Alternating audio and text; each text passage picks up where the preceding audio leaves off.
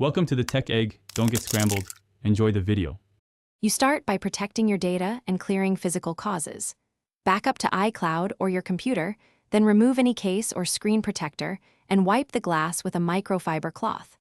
Once done, force restart the phone using the correct button sequence for your model. This clears temporary software glitches that often lock touch input. Make sure to hold buttons long enough until the Apple logo appears. This first step fixes most transient failures quickly and safely. Now you verify software. The why is simple. Outdated or misconfigured settings can block touch. Check for iOS updates and install while on Wi-Fi with battery over 50%. Disable accessibility shortcuts like assistive touch and reachability to rule out swallowed gestures. Inspect touch accommodations to ensure no delay or ignore settings are active. If touch works sporadically, reset all settings to return interaction defaults without erasing data. These steps remove software interference and restore normal touch behavior. Finally, you escalate.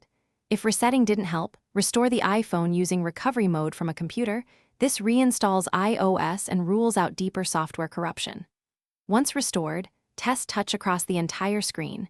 Use built-in diagnostics in settings or via Apple support to detect dead zones.